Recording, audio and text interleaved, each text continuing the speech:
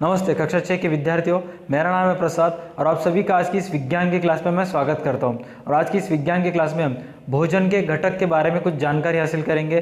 सो बिना किसी एक क्षण गवाए आज का ये वीडियो हम शुरुआत करते हैं। परिचय। मित्रों, कभी आपने विचार किया है कि हम भोजन क्यों खाते हैं? हाँ, बिल्कुल सही, क्योंकि यह स्वादिष्ट एवं ऊर्जा का स्रोत होता है। इस मॉड्यूल में हम खाए जाने वाले विभिन्न खाद्य पदार्थों के बारे में जानेंगे।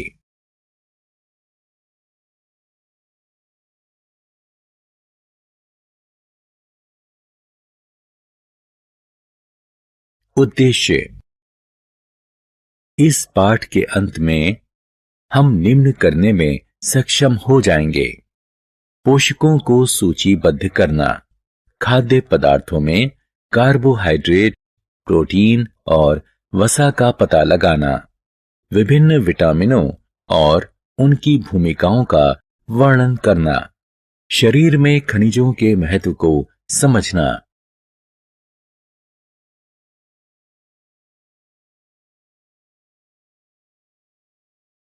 शरीर में आहारीय रेशों और जल के महत्व की व्याख्या करना, संतुलित आहार के महत्व की व्याख्या करना, हीनता जन्य रोगों को परिभाषित करना।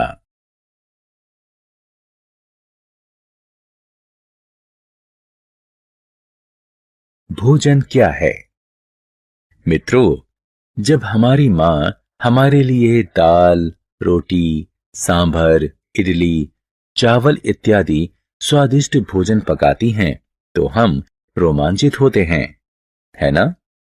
आपने अवश्य ध्यान दिया होगा कि भोजन खाने के बाद हम ऊर्जावान महसूस करते हैं और विभिन्न प्रकार के क्रियाकलाप कर सकते हैं। क्या आप इसका कारण जानते हैं? भोजन ऊर्जा और शारीरिक विकास करने वाले वे उन पदार्थों का वास्तविक स्रोत हैं जो हमारे क्रियाकलापों के लिए हमें जोश से भरपूर रखने और हमें स्वस्थ रखने के लिए आवश्यक हैं। इस तरह भोजन हमारे शरीर के लिए ईंधन का कार्य करता है और हम भोजन के बिना अधिक समय तक जीवित नहीं रह सकते हैं। भोजन के घटक।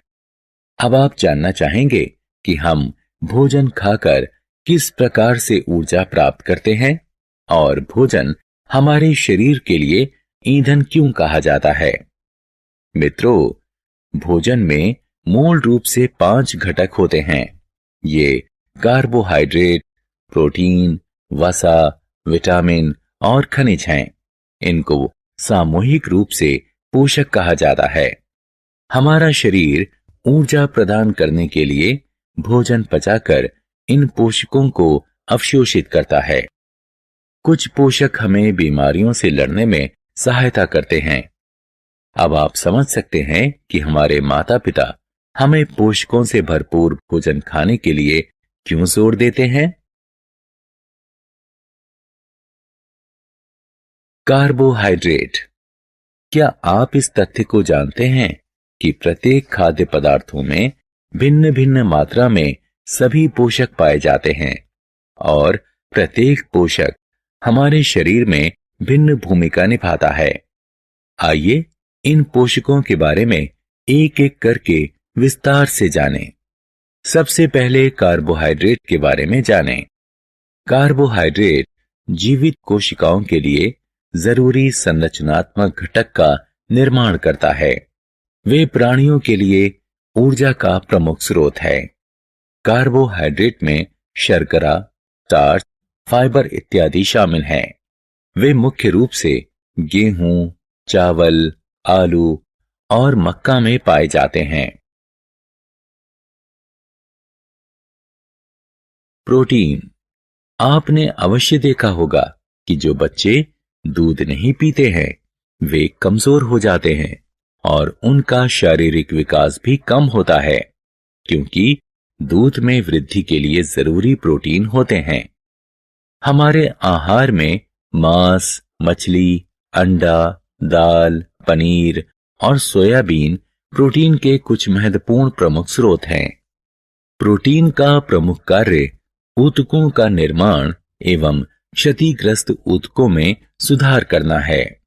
कार्बोहाइड्रेट के अभाव में प्रोटीन को ऊर्जा के स्रोत के रूप में इस्तेमाल किया जाता है।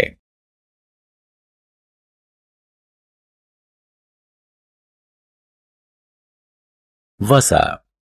मैं जानता हूं कि आप सभी को पिज्जा, बर्गर, पनीर इत्यादि बहुत पसंद हैं, लेकिन आपके मम्मी पापा ये सब नियमित रूप से खाने से रोकते हैं क्योंकि इनमें भारी मात्रा में वसा होता है। वसा हमें ऊर्जा प्रदान करता है।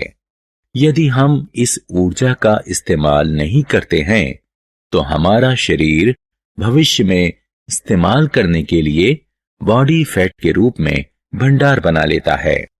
यही कारण है कि अधिक चिकनाई वाली चीजें खाने वाले लोग मोटे हो जाते हैं। वसा के प्रमुख स्रोतों में घी, मक्खन, पनीर और दूध है।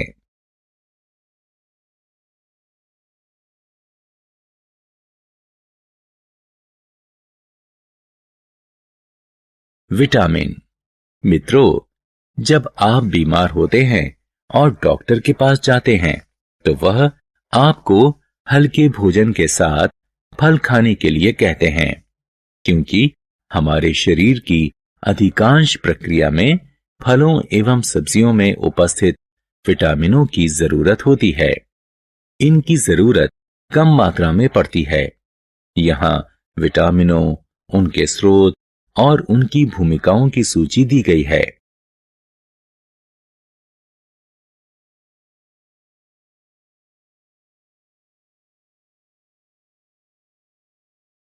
खनिज। आपने खनिज से भरपूर खाद्य पदार्थों के विज्ञापन अवश्य देखे होंगे। आइए अब हम देखें कि वे क्यों इतना महत्वपूर्ण हैं। पौधों को वृद्धि के लिए खनिजों की जरूरत है।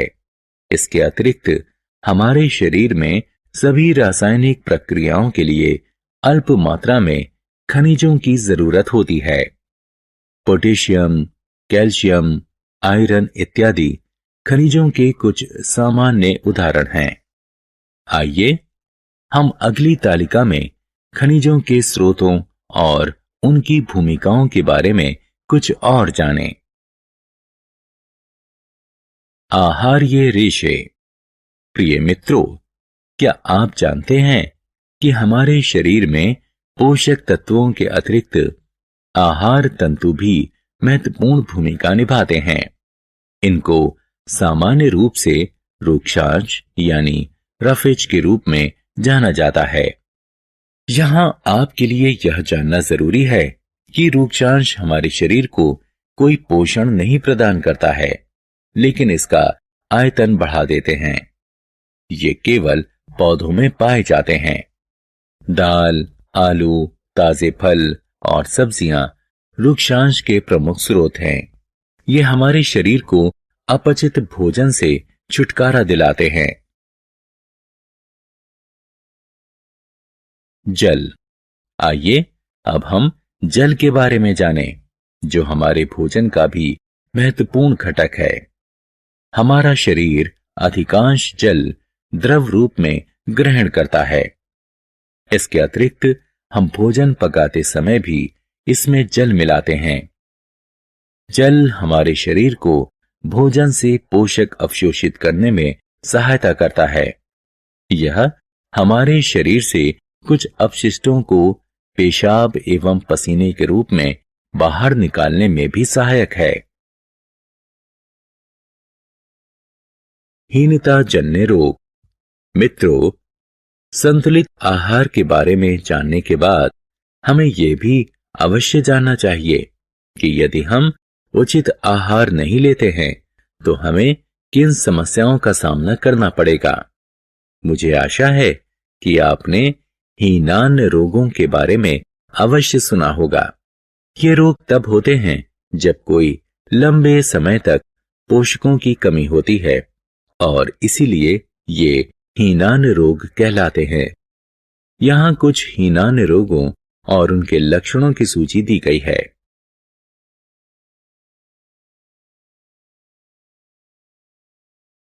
यहाँ कुछ हीनान रोगों और उनके लक्षणों की सूची दी गई है।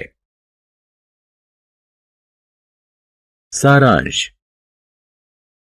आइए हमने जो कुछ सीखा है उसे संक्षेप में दोहराएं। हमारे भोजन में प्रमुख पोषक कार्बोहाइड्रेट, प्रोटीन, वसा, विटामिन और खनिज होते हैं। इसके अतिरिक्त भोजन में आहारीय रेशे एवं जल भी होते हैं। कार्बोहाइड्रेट और वसा हमारे शरीर को प्रमुख रूप से ऊर्जा प्रदान करते हैं। प्रोटीन और खनिज हमारे शरीर के विकास के लिए आवश्यक हैं। विटामिन हमारे शरीर को बीमारियों से बचाते हैं। संतुलित आहार हमारे शरीर के लिए आवश्यक समस्त पोषक उचित मात्रा में प्रदान करता है तथा साथ ही साथ रूक्षांश और जल भी प्रदान करता है। अगर हमारे भोजन में एक या अधिक पोषकों की कमी लंबे समय तक बनी रहे तो यह कुछ प्रकार की बीमारियों या डिसऑर्डर का कारण बन सकता है। इस प्रकार की बीमारियां हीनान रोग कहलाती हैं। आप सभी बच्चों का तहे दिल से धन्यवाद इस वीडियो को फिर से एक बार देखने के लिए। आपसे ये उम्मीद है कि आप इस वीडियो को लाइक करोगे, शेयर करोगे, इस वीडियो की लिंक आपके फ्रेंड्स के साथ शेयर करोगे। अगर आप एक बच्चे के माता पिता है और ये वीडियो देख रहे हैं कि आपसे एक गुजारिश है कि आप प्ले स्टोर से जाके DA2 एकेडमी का ऐप डाउनलोड कीजिए और इसी तरह के बाकी वीडियोज़ आप देख सकते हो, कहानियाँ सुन सकते हो, PDF नोट्स भी पा सकते हो। आज के वीडियो पूरा देखने के लिए इतना ही। मिलते हैं नेक्स्ट वीडियो में, तब तक के लिए देखते रहिए हमारा YouTube channel DA2 academy. Stay connected. Bye bye बच्चों, अपना ख्याल रखना।